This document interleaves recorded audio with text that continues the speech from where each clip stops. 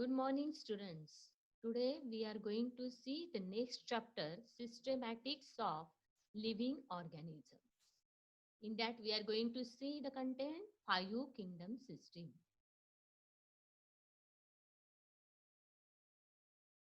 First of all, we will see the taxonomic hierarchy. Taxonomy काय आहे हे आपण मागच्या चॅप्टर मध्ये बघितलं होतं.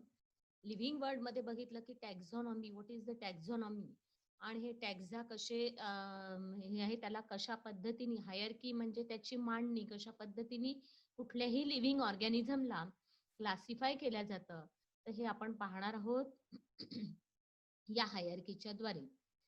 आणि याबरोबरच काही मेमरायझेशन ट्रिक्स पण आता आपण इथून सुरुवात करणार आहोत, जिथे जिथे आवश्यकता आहे मेमरायझेशनची. तर मी म्हटलं होतं तुम्हाला स्टार्टिंग इंट्रोडक्टरी लेक्चरमध्ये की बायोलॉजी याच्यामध्ये भरपूर काही टर्म्स आहेत. तर या सगळ्या ज्या टर्म्स आहेत त्या मेमराईज कशा पद्धतीने करायचं, तर याचं टेक्निक आपल्याला आवश्यकता आहे. बायोलॉजी सब्जेक्ट हा समजायला अतिशय सोपा आहे, पण तेवढंच मेमरायझेशनला हे सगळे पॉइंट्स कठीण आहे. मग मेमरायझेशनच्या जर वेगवेगळ्या ट्रिक्स आपण वापरल्या तर आपल्याला मेमरायझेशन अतिशय सोपं वाटेल. हा टॉपिक तुम्हाला नक्कीच खूप आवडेल. कशा पद्धतीने मेमरायझेशन करते आणि तुम्ही सुद्धा चेक करायचं आहे की तुम्ही किती वेळामध्ये, किती कमी वेळामध्ये तुम्ही हे मेमरायझेशन करणार आहे. याच काही मेथड्स तुम्ही इतरही ठिकाणी फॉलो करणार आहात. आता ही सुरुवात आहे, अजून भरपूर काही ट्रिक्स आहे. जसं मी फ्लो चार्टचा यूज करते, ट्री चार्टचा यूज करते, काही ठिकाणी इव्हन फॉर्म्युले आणि बाकी मेथड तुम्हाला लक्षात येईल. बघा कशा पद्धतीने मेमरायझेशन करायचं आहे. एक सिंपल छोटं एक्झाम्पल आहे, पण मोठमोठ्या याच्यातही आपण या पद्धतीने कोडिंग डिकोडिंग लँग्वेज या बायोलॉजीमध्ये मी इंट्रोड्यूस केलेली आहे. तर कोडला डिकोड करणं अतिशय सोपं आहे, त्यामुळे कशा पद्धतीने कोड लक्षात घ्यायचं या सगळ्या टेक्निक्स आपण घेणार आहोत. त्यामुळे बायोलॉजी सब्जेक्ट जेवढा समजायला सोपा आहे तेवढा तुम्हाला रिप्रेझेंट करायला पण अतिशय सोपा जाईल. तसा तो बल्की सब्जेक्ट म्हणून कन्सिडर केला जातो. हेवी सब्जेक्ट आहे, एकीकडे बायोलॉजी आणि एकीकडे मॅथ्स असं आपण म्हणतो. तर बायोलॉजी सुद्धा तसंच हेवी सब्जेक्ट आहे रिप्रेझेंट करायला. लिहिण्याच्या दृष्टीने जर तुम्ही बघाल तर एवढे सगळे पॉइंट्स आपल्याला व्यवस्थित एक्झाम पॉइंट ऑफ व्ह्यूनी लिहायचे म्हटलं तर ते वेळेवर आठवत नाहीत इतके सगळे पॉइंट्स. आणि म्हणून मी बायोलॉजीमध्ये इंट्रोड्यूस केलेली आहे कोडिंग आणि डिकोडिंग लँग्वेज. तर त्यामुळे किती सोप्या सोप्या ट्रिक्सनी पुढे आपण जाणार आहोत हे तुम्हाला कळेल. 12th मध्ये पण बराच काही जो सिलेबस आहे तो खूप कमी वेळामध्ये कसा मेमराईज करायचा याच्या टेक्निक्स पुढे 12th मध्ये मी देणारच आहे.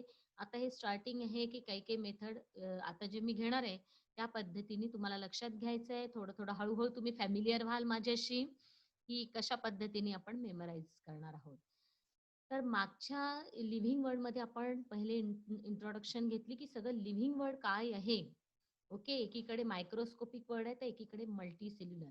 तर यामध्ये महत्वाचे काही पॉइंट्स लक्षात घेणं गरजेचं आहे की मायक्रोस्कोपिक वर्ल्ड कडून जी मल्टी सेल्युलर वर्ल्ड कडे जी डेव्हलपमेंट ग्रोथ प्रोसेस आपल्याला दिसते, या सगळ्याला आपण म्हणत असतो इव्होल्युशन. आणि इव्होल्युशन मध्ये एक विशिष्ट सिक्वेन्स असतो. त्या सिक्वेन्सला त्याच पद्धतीने लक्षात घेणं गरजेचं असतं. तो सिक्वेन्स आपण मागे पुढे करू शकत नाही. जसं फिशेस नंतर रेप्टाईल्स आले, रेप्टाईल्स नंतर बर्ड्स आले, सॉरी फिशेस नंतर अँफिबियन आले, अँफिबियन नंतर रेप्टाईल्स आले. आपण फिशेस नंतर डायरेक्ट रेप्टाईल्स म्हणू शकत नाही. फिशेस नंतर येणारी कॅटेगरी ही अँफिबियनच आहे. अँफिबियन नंतर रेप्टाईल. तर हा सिक्वेन्स आहे, हा इव्होल्युशनरी सिक्वेन्स आहे. वन बाय वन ग्रोथ आणि डेव्हलपमेंटल स्टेजेस होत असताना जे काही मॉडिफिकेशन, जे काही चेंजेस झाले त्याला आपण म्हणतो इव्होल्युशनरी चेंजेस. आणि ते इव्होल्युशनरी चेंजेस होत होतच या युनिसेल्युलर कडून मल्टी सेल्युलर वर्ल्ड हे फॉर्म झालेलं आहे. त्यामुळे काही ठिकाणी जो सिक्वेन्स आहे तो जसाच्या तसा लक्षात घेणं गरजेचं असतं. आणि म्हणूनच आज आपण लक्षात घेणार आहोत तर ही टॅक्झॉनॉमिकल हायरकी काय. हायरकी म्हणजे मी तुम्हाला सांगितलं की दिस इज सिम्पल अरेंजमेंट ऑफ, आणि या प्रत्येक एका याला म्हटलं गेलेलं आहे टॅक्झा. प्रत्येक एक याला आपण म्हणणार taxon. This is a single and plural word is the taxa आपण त्याला म्हणतो. सिंग्युलर मध्ये आपण त्याला म्हणणार टॅक्झॉन. किंगडम हा एक टॅक्झॉन झालेला आहे. म्हणजे टॅक्झॉन म्हणजे कॅटेगरी. तर कॅटेगरीमध्ये आपण कसं क्लासिफिकेशन, त्यानंतर मी तुम्हाला सांगितलं होतं की लिव्हिंग वर्ड इतकं आहे, मग बायोडायव्हर्सिटी कन्सेप्ट आपण लिव्हिंग वर्ड मध्ये शिकलो. मग बायोडायव्हर्सिटीमध्ये मी तुम्हाला बोलली होती की लिव्हिंग वर्ल्ड हे जे आहे, इतकी बायोडायव्हर्सिटी लिव्हिंग वर्ल्ड मध्ये असताना ही बायोडायव्हर्सिटीचा अभ्यास कशा पद्धतीने सोपा होईल, तर सिंपल मेथड आहे, दॅट इज द क्लासिफिकेशन. मग कुठल्याही त्यानंतर अजून एक बोलली होती की प्रत्येक लिव्हिंग ऑर्गॅनिझमला क्लासिफिकेशन केल्यानंतर जी आपण पाहिलं की एपीडी कॅन्डोलेनी ही क्लासिफिकेशन सिस्टीम दिली, टॅक्झॉनॉमी वर्ड पुट अप केला. त्यानंतर तुम्हाला बोलली होती की क्लासिफिकेशन हे जे आहे केल्यानंतर प्रत्येक लिव्हिंग ऑर्गॅनिझमला 2 नावं देण्याची सिस्टीम आहे, ज्याला आपण म्हणतो बायनॉमियल नॉमेनक्लेचर. ज्याच्यामध्ये प्रत्येक लिव्हिंग ऑर्गॅनिझमला अगदी सिंगल सेल पासून याच्यापासून सिंगल सेल अमिबा पासून तर मल्टी सेल्युलर ह्युमन बिंग पर्यंत प्रत्येक लिव्हिंग ऑर्गॅनिझमला 2 names are given, that is by means 2 nomenclature giving the 2 names. 2 names देण्याची प्रत्येक सिस्टीम झाली, जो आहे की scientific code, universal code throughout the universe. ते प्लांट म्हणा एकाच नावाने ओळखला जाईल, ह्युमन बिंग एकाच नावाने ओळखला जाईल, होमोसेपियन. एखादं तुलसी प्लांट आहे तर ocimum sanctum. So that is the scientific code, universal code. तर या पद्धतीने प्रत्येक लिव्हिंग ऑर्गॅनिझमला नेचरमधल्या प्रत्येक अमिबापासून तर मल्टी सेल्युलर ह्युमन बिंग पर्यंत जी इव्हॉल्युशन झालेली आहे, प्रत्येक लिव्हिंग ऑर्गॅनिझमला 2 नावं दिले गेलेले आहेत. त्याला आपण म्हणतो बायनॉमियल नॉमेनक्लेचर. आणि ते नाव, ही जी सिस्टीम आहे बायनॉमियल नॉमेनक्लेचर ज्यांनी फाइंड आउट केली, त्याचं नाव आहे कार्ल वन लिन. आता इव्हन कार्ल वन लिनचं जर इंटरेस्टिंग फॅक्ट सांगायचं झाला तर त्यांनी स्वतःला पण 2 नेम्स मध्ये बायनॉमियल नॉमेनक्लेचर मध्ये त्यांनी कन्वर्ट केलं. कार्ल वन लिनला म्हटलं गेलेलं आहे कॅरोलस लिनियस.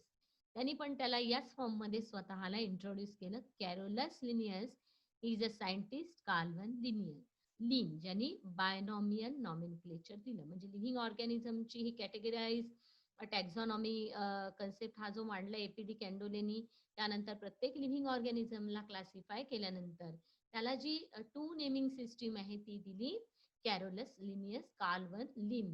ओके. त्यानंतरची हे पूर्ण जे लिव्हिंग वर्ल्ड आहे ते एका प्रॉपर किंगडम मध्ये, मोठ्या ग्रुप मध्ये ज्यांनी इन्क्लूड केलं, तो पुढचा सायंटिस्ट आहे आर एच विटेकर. त्याची ती 5 किंगडम सिस्टीम ही अतिशय डिस्क्रिप्टिव्ह आणि easy way of the classification to understand the complete living world. पूर्ण लिव्हिंग वर्ल्डला अतिशय छान पद्धतीने, जसं पिरियॉडिक टेबल मध्ये मांडणे केले, मोस्टली जे मॉडर्न पिरियॉडिक टेबल तयार करून ज्या पद्धतीने एलिमेंटची मांडणी केली, त्याच पद्धतीने इथे आर एच विटेकरचा रोल आहे बायोलॉजीमध्ये. त्यांनी पूर्ण लिव्हिंग वर्ल्डला अतिशय चांगल्या पद्धतीने पूर्ण कशा पद्धतीने क्लासिफाय केलेलं आहे तेही आज आपण पाहणार आहोत. तर सुरुवातीला ही एक मेमरायझेशन टेक्निक आपल्याला बघायची आहे. जिथे जिथे तुम्हाला आवश्यकता वाटेल त्या त्या हिशोबाने तुम्ही या पद्धतीने मेथड लक्षात घेऊ शकता. आता ही जी मेथड आहे टॅक्झॉनॉमिकल हायरकी म्हटलं मी, की प्रत्येक लिव्हिंग ऑर्गॅनिझमला त्याच्यामध्ये कितीतरी फीचर्स असतात, एकाच प्लांटच्या कितीतरी स्पीसीज असतात. मग त्याला कशा पद्धतीने क्लासिफाय केलेलं आहे, त्या क्लासिफिकेशनची पहिले हायरकी आपण लक्षात घेणार आहोत आणि मग क्लासिफिकेशन आपण बघणार आहोत. तर टॅक्झॉनॉमिकल हायरकी याच्यामध्ये टॅक्झॉनॉमी म्हणजे आपण पाहिलं की पहिले काय करायचं आहे की एखादं प्लांट आहे समजा, फॉर एक्झाम्पल ते प्लांट कलेक्ट करणे, कलेक्ट केल्यानंतर त्याचे फीचर्स म्हणजे त्याचं डिस्क्रिप्शन जाणून घेणं. मग फीचर्स लक्षात घेऊन त्याला विशिष्ट कॅटेगरीमध्ये आपण इन्क्लूड करतो. म्हणजेच त्याच्यावरून त्याचं झालं आयडेंटिफिकेशन. आणि आयडेंटिफिकेशन झाल्यानंतर आपण त्याला प्रॉपर लेबल करतो की हे प्लांट कोणत्या ग्रुपमध्ये येतं, कोणत्या प्रकारचं हे प्लांट आहे. लास्टली त्याचं बायनॉमियल नॉमेनक्लेचर आपण करत असतो. मग आता त्याला आपण म्हणतो टॅक्झॉनॉमी. तर टॅक्झॉनॉमिकल आता ही हायरकी कशा पद्धतीने, सगळ्यात मोठा ग्रुप कोणता की कुठलाही लिव्हिंग ऑर्गॅनिझम आहे तो त्याचा स्टार्टिंग म्हटलेला आहे किंगडम. किंगडम आता आपण काय करणार आहे, प्रत्येक ठिकाणी सब लावलेले आपण मेन मेन लक्षात घेणार आहे. Kingdom, division, class, order, family, genus, species. आपण सिक्वेन्स असा लक्षात घेणार आहोत. किंगडम, त्याच्यानंतर division, class, order, family, genus, species. अशा पद्धतीने ही हायरकी लक्षात घ्यायची आहे. मग किंगडम नंतर अजून त्याला काही डिस्क्रिप्टिव्ह कॅरेक्टर अजून आपल्याला त्याच्यामध्ये डिटेलमध्ये क्लासिफिकेशन पाहिजे तर आपण प्रत्येक ठिकाणी सब शब्द लावला. किंगडमचे नंतर सब किंगडम काय आहे, त्याच्यानंतर डिव्हिजन आहे त्याचं सब डिव्हिजन काय आहे, क्लास आहे सब क्लास काय आहे. हे जे क्लासिफिकेशन आहे हे ब्रॉडली या कॅटेगरीमध्ये येते, kingdom, division, class, order, family, genus, species.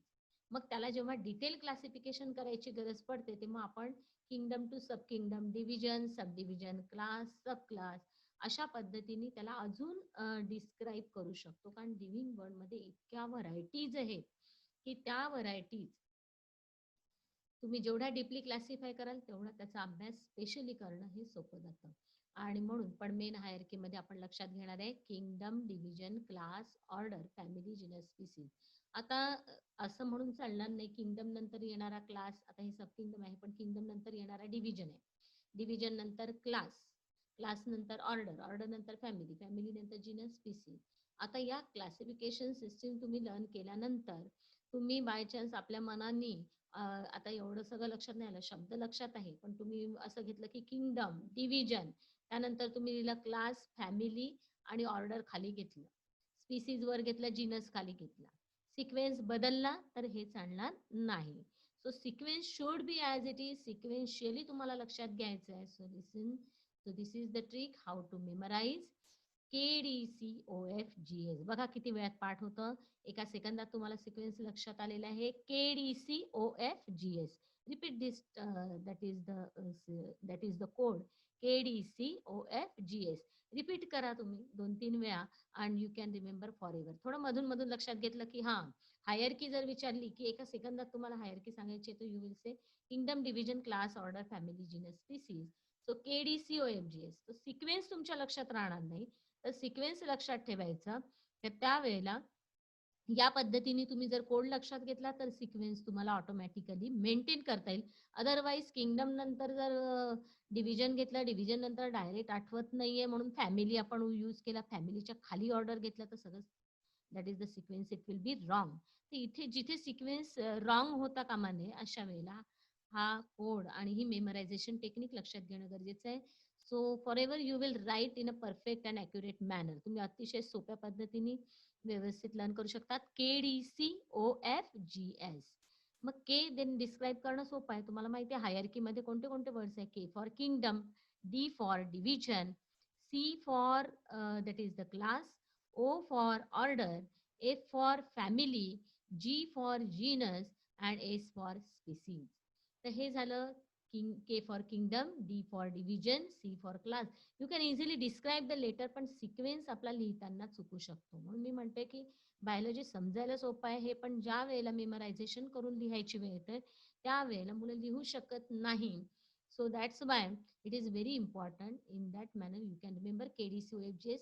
हे करा, then you will easily remember O for order, F for family. ते शब्द सुद्धा तुम्हाला ऑटोमॅटिकली त्या लेटर पासून सुरुवात होणारे, हे जे लेटर पासून सुरुवात होणारे जे वर्ड्स आहेत ते पण तुम्हाला ऑटोमॅटिकली लवकर लक्षात येईल या कम्पॅरेटिव्हली जेव्हा आपण या पद्धतीने करतो. तर आता तुम्ही हा सिक्वेन्स लक्षात घेतलेला आहे KDCOFGS and you can easily that is right.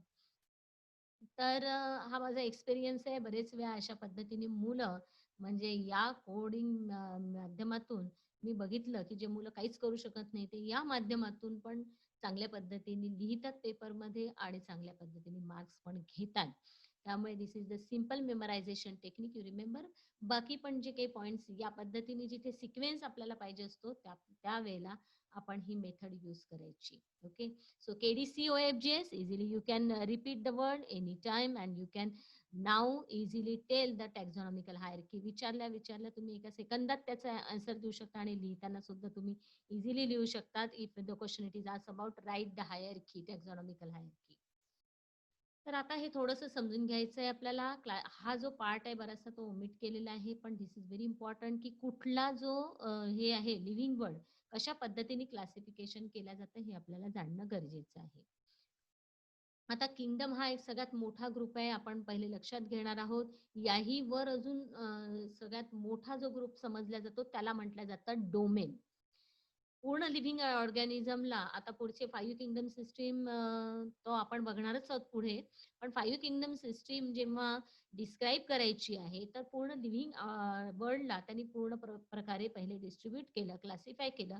तर सगळ्यात 2 मोठ्या ग्रुपमध्ये आर.एच. विटेकरनी 5 किंगडम सिस्टीम डिस्क्राईब करत असताना कंप्लीट लिव्हिंग वर्ल्डला 2 डोमेनमध्ये, डोमेन याचा अर्थ सगळ्यात मोठा ग्रुप. तर मोठा ग्रुप मध्ये एक म्हणजे युनिसेल्युलर कॅटेगरी आहे आणि एक मल्टीसेल्युलर कॅटेगरी आहे.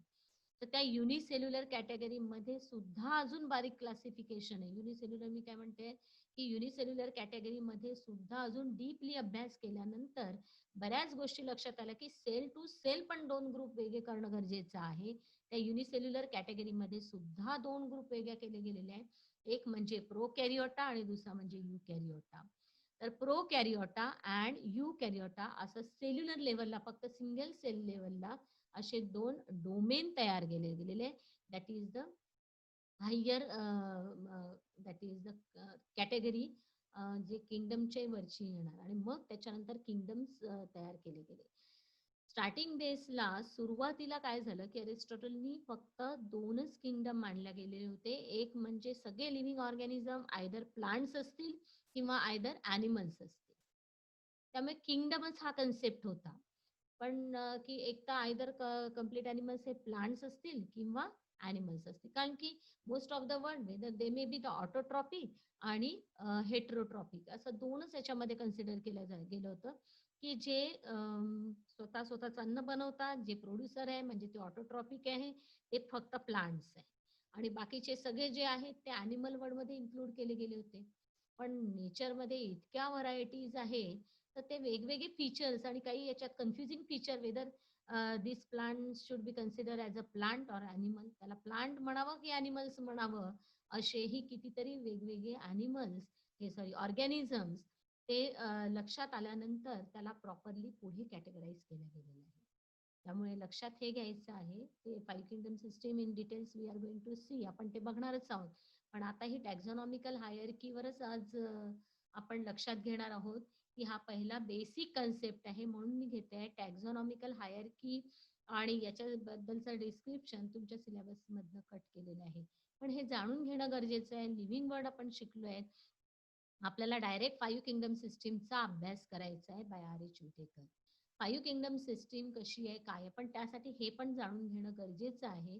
Because this is the basic outline, की प्रत्येक लिव्हिंग ऑर्गॅनिझमला या पद्धतीने क्लासिफाय केल्या जातं. आणि टॅक्झॉनॉमीमध्ये आपण काय पाहिलं, की सगळ्यात पहिले कुठल्याही लिव्हिंग ऑर्गॅनिझमला कलेक्ट करा. लिव्हिंग ऑर्गॅनिझमला कलेक्ट केल्यानंतर त्याला आपण काय पाहणार आहोत, की वेदर इट इज प्लांट और वेदर इट इज ॲनिमल. तो प्लांट आहे की ॲनिमल आहे. त्यामुळे मग किंगडम ते ऑर्गॅनिझम जर प्लांट असेल तर आपण त्याला म्हणणार किंगडम प्लांटी, किंवा जर तो ॲनिमल कॅटेगरी मधला असेल तर आपण त्याला म्हणणार किंगडम ॲनिमलिया. मग प्लांट आणि ॲनिमल मधला बेसिक डिफरन्स काय आहे? That is the green pigment, whether it is having the chlorophyll or not. मग ते प्लांट ग्रीन आहे, त्याच्यामध्ये क्लोरोफिल आहे, तर मग ते झालं किंगडम प्लांटीमध्ये. त्याच्यानंतर किंगडम ॲनिमल. मग आता एक एक्झाम्पल आपण समजा प्लांटच घेऊ. प्लांटमध्ये पण डिस्क्राईब करायला आता हे एक एक्झाम्पल आहे बघा.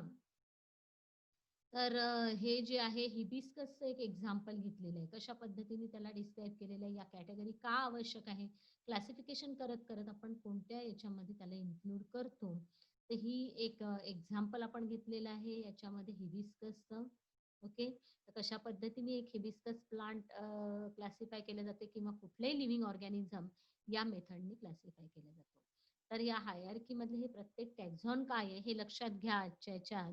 तर किंगडम ही मेजर कॅटेगरी आहे. प्रत्येक वेळेला डोमेन लिहायची गरज नाही. मी म्हटलं की तुम्हाला किंगडमच्या वरचा जो ग्रुप आहे त्याला आपण म्हणतो डोमेन. पण डोमेन प्रत्येक वेळेला लक्षात घ्यायची गरज नाही, तो लिहायची गरज नाहीये. ओके. ते पुढे तुम्हाला समजेल 5 किंगडम सिस्टीम मध्ये आपण जी टॅक्झॉनॉमिकल हायरार्की मांडतो ती किंगडम पासून. जे 5 किंगडम पूर्णपणे डिस्क्राईब झाले त्यानंतर किंगडम पासून प्रत्येक लिव्हिंग ऑर्गॅनिझमला आपण क्लासिफाय करतो. मग आता किंगडम ही लार्जर कॅटेगरी आहे. त्याच्या खालची कॅटेगरी आहे सब किंगडम.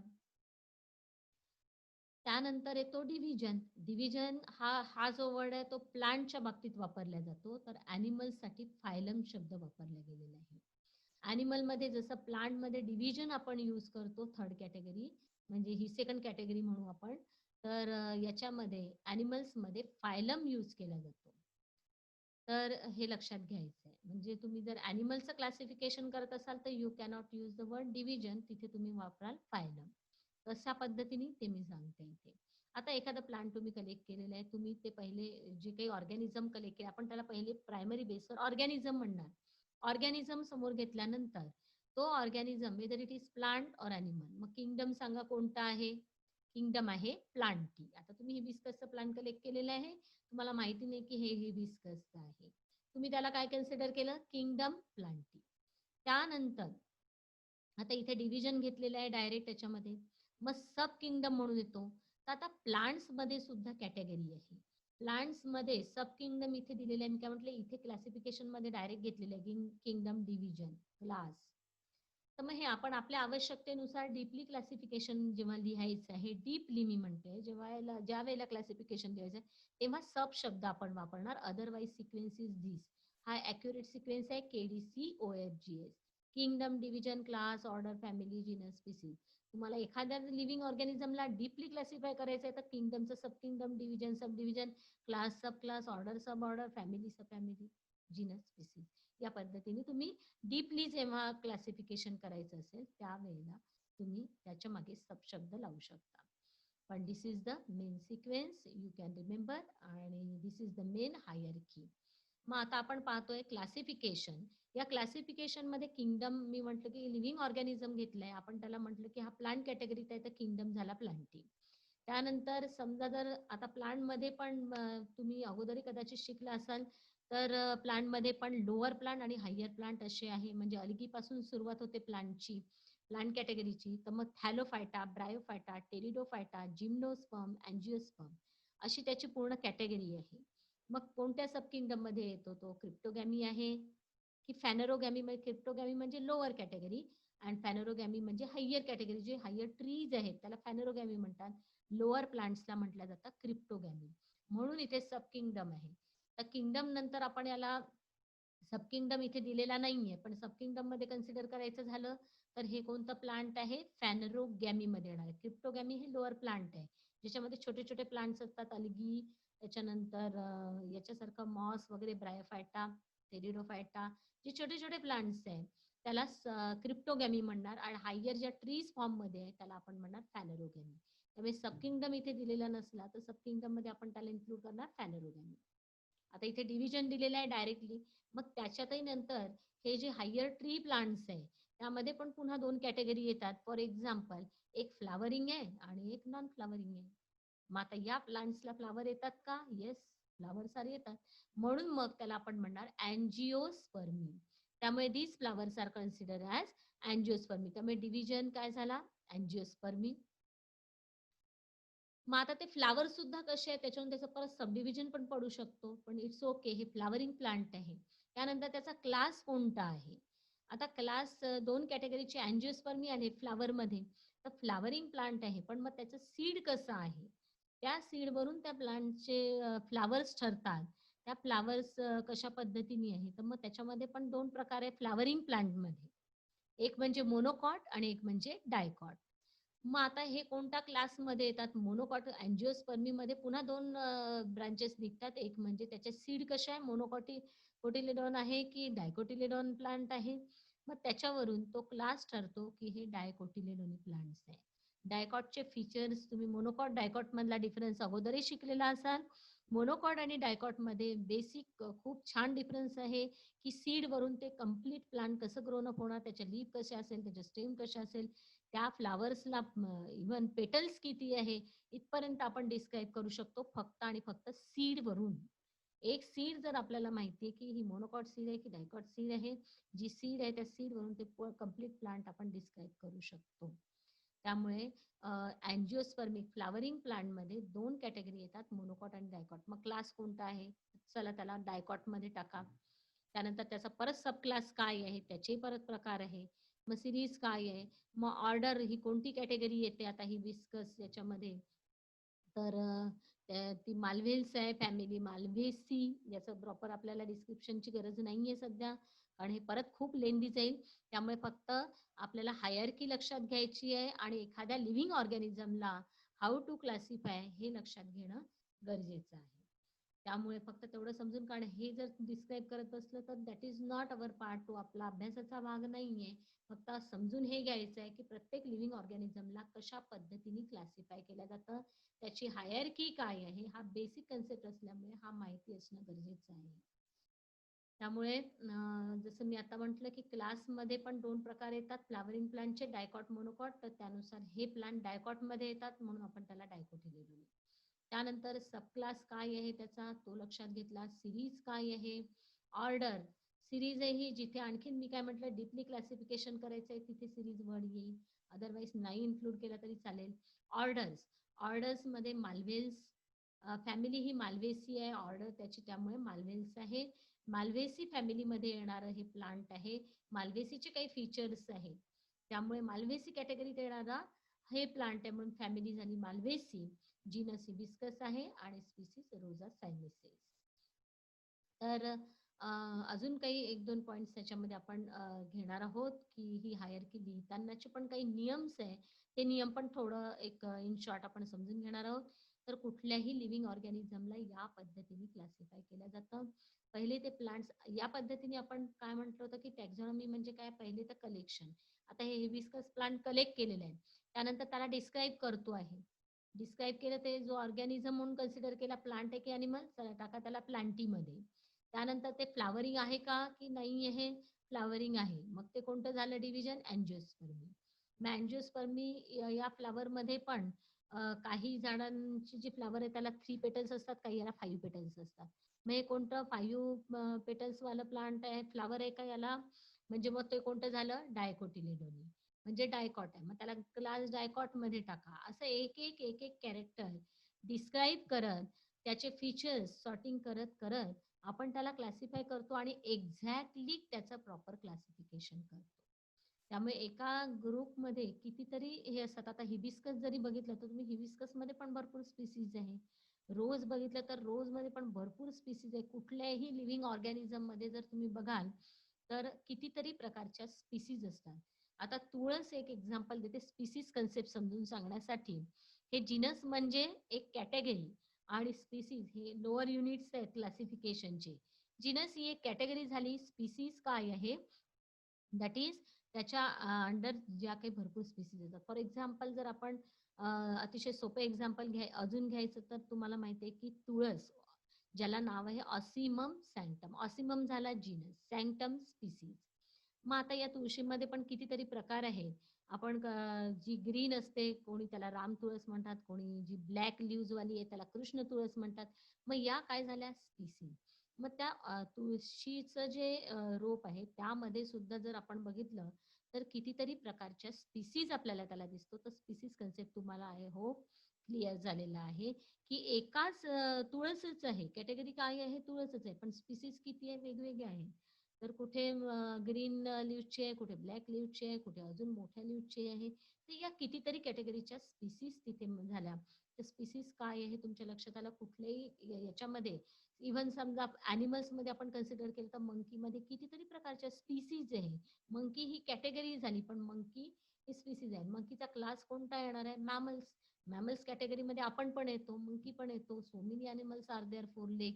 पण त्या मॅमल्स मध्ये मंकी हा एक जिनस जर आपण मंकीचा पकडला तर स्पीसीज कितीतरी प्रकारच्या स्पीसीज त्याच्यामध्ये येतात. त्यामुळे क्लासिफिकेशन करणं हे डीपली क्लासिफिकेशन केल्यानंतर तो पर्टिक्युलर लिव्हिंग ऑर्गॅनिझम आपण आयडेंटिफाय करू शकतो. आणि मग पुढे बऱ्याच बऱ्याच गोष्टी त्याच्यामध्ये असतात. तर ही हायरार्की आपल्याला लक्षात घ्यायची. इन शॉर्ट जास्त डीपमध्ये आपण जाणार नाहीये. तर इथे मी 2-4 गोष्टी तुमच्या इन्क्लूड केलेल्या आहे की टॅक्झॉनॉमिकल हायरार्की कशी असते, इव्हॉल्युशनरी सिक्वेन्समध्ये कशा पद्धतीने हे लिव्हिंग ऑर्गॅनिझम डेव्हलप झालेले आहेत, आणि त्याचबरोबर त्या प्रत्येक लिव्हिंग ऑर्गॅनिझमला असं क्लासिफिकेशन केल्यामुळे प्रत्येक लिव्हिंग ऑर्गॅनिझम कोणत्या कॅटेगरीमध्ये येते, कोणत्या फॅमिलीमध्ये, त्याची फॅमिली काय आहे, त्याची ऑर्डर काय आहे, याद्वारे प्रत्येक लिव्हिंग ऑर्गॅनिझमला सेपरेटली आपण क्लासिफाय करू शकतो. जसं आपल्याला माहिती की मंकी पासून इव्हॉल्युशन झालेली आहे ह्युमन बिंगची. आता याचा प्रॅक्टिकल पर्पज काय, याचा ॲडव्हांटेज काय क्लासिफिकेशनचा? बरेच वेळा तुम्हाला माहिती आहे आज मेडिकल रिसर्च जे होत आहे, तर मेडिकल रिसर्चमध्ये आपण काय पाहतो, की बरेचसे जे एक्सपेरिमेंट्स आहे, जे ह्युमनवर करायचे आहेत, ते ॲनिमल्सवर केले जातात. मग मंकीमध्ये कितीतरी प्रकारच्या स्पीसीज आहेत. पण या स्पीसीजमधल्या या मंकी स्पीसीजमध्ये कोणता जो आहे, कोणती कॅटेगरी आहे, जी कोणती स्पीसीज आहे जी very close to human being. त्या याच्यावर जर जास्त प्रयोग केले तर ते सक्सेसही होतील ह्युमन बीइंगवर अर्थात. त्यामुळे हा क्लासिफिकेशनचा बेनिफिट आहे, ज्याच्याद्वारे आपण लिव्हिंग ऑर्गॅनिझमला एक्झॅक्टली आयडेंटिफाय करू शकतो. त्यामुळे this species is very close to this. आणि या सगळ्या क्लासिफिकेशनमुळे इव्हॉल्युशन स्टडी करणं हे अजून सोपं गेलेलं आहे. त्यामुळे क्लासिफिकेशन हा अतिशय इम्पॉर्टंट कन्सेप्ट आहे. This is the very basic concept to understand. हे तुम्हाला डिटेलमध्ये नाही आहे. सुरुवातीचा जो पार्ट सिस्टमॅटिक्स अँड क्लासिफिकेशनचा सुरुवातीचा पार्ट ओमिट केला गेलेला असला तरी सुद्धा हे जे आहे हा बेसिक कन्सेप्ट असल्यामुळे इथे मी हे समजून सांगितलं. सोबतच ही मेमरायझेशन टेक्निक लक्षात घ्यायची आहे. KDCOFGS now easily you can write. काही पॉइंट्स आपण हे क्वेश्चन्स घेऊ शकतो एक्झाममध्ये सुद्धा. तर हे तुम्हाला लक्षात घ्यायचं आहे. And this is the way of the classification. Living ऑर्गॅनिझमला या पद्धतीने क्लासिफाय करून lastly 2 names are given that is called binomial nomenclature. त्यामुळे यानंतरचा जो डिटेल पार्ट आहे तो आपल्याला बघायचा आहे. 5 किंगडम सिस्टीम ही कंप्लीट लिव्हिंग वर्ल्डला अजून कशा पद्धतीने कॅटेगराईज केल्या गेलेलं आहे आणि त्यानंतर 5 किंगडम्स फक्त फाइंड आउट झालेले आहेत आणि मग प्रत्येक किंगडम मध्ये जे लिव्हिंग ऑर्गॅनिझम ज्या ज्या किंगडम मध्ये येईल त्याला पुन्हा असं डिस्क्रिप्टिव्ह डीप मॅनरनी क्लासिफाय करून प्रत्येक लिव्हिंग ऑर्गॅनिझमला एक स्पेशल सायंटिफिक कोड देऊन, सायंटिफिक नेम देऊन त्याला थ्रू आउट द वर्ल्ड ओळखणं हे अतिशय सोपं झालेलं आहे. आणि त्या दॅट्स वी कॅन इझिली से की तुलसीचं नाव काय तर ऑसिमम सॅन्क्टम. मँगोचं काय आहे सायंटिफिक नेम मँगीफेरा इंडिका. प्रत्येक लिव्हिंग ऑर्गॅनिझमला रिजनल लँग्वेजमध्ये वेगवेगळ्या पद्धतीने लोकल नेम व्हर्नॅक्युलर नेम्स म्हणतात, त्याला वेगवेगळ्या पद्धतीने नाव आहेत. पण इथे ज्या वेळेला मेडिकल रिसर्च किंवा या संदर्भात ज्या वेळेला अभ्यास करायचा आहे तेव्हा एकच कोड, युनिव्हर्सल कोड माहिती असणं गरजेचं आहे. त्यामुळे एकच नाव हे प्रत्येक लिव्हिंग ऑर्गॅनिझमला दिलं गेलेलं आहे. त्यामुळे या हायरकीमध्ये जीनस काय आहे, स्पीसीज काय आहे तुम्हाला लक्षात आलेलं आहे. त्यानंतर किंगडम हा सगळ्यात मोठी कॅटेगरी आहे आणि त्याच्या खाली खाली हे जे लोअर ग्रुप्स आहेत त्याला आपण कशा पद्धतीने डिस्क्राईब करतो हे मी काही एक्झाम्पल्स इथे दिले तुम्हाला. की प्लांट आहे तर ते कोणतं आहे, फ्लावरिंग आहे की नाही आहे, त्याच्यावरून ते अँजिओस्पर्मिक आहे की नाही आहे, जिम्नोस्पर्मिक आहे, त्यानुसार आपण कॅटेगरी करतो. मग फ्लावरमध्ये सुद्धा जे व्हेरिएशन्स आहे, काही फ्लावरला 3 पेटल्स आहे, काही फ्लावरला 5 पेटल्स आहे. मग हे डिफरन्सेस का आहे? तर 5 पेटल्स वाले कोणत्या कॅटेगरीमध्ये येतात? डायकॉटमध्ये येतात. 3 पेटल्स असलेले, 3 पाकळ्या असलेले जे फुलं आहेत ते कोणत्या कॅटेगरीत येतात? मोनोकॉटमध्ये येतात. मग असं हळूहळू त्याला अजून डीपली क्लासिफाय करत करत एक्झॅक्ट कॅटेगरी आपण फाइंड आउट करतो. यालाच आपण म्हणतो टॅक्झॉनॉमी. So this is the taxonomical hierarchy and this is the simple memorization technique. In the next period, we are going to see exactly the five kingdom system.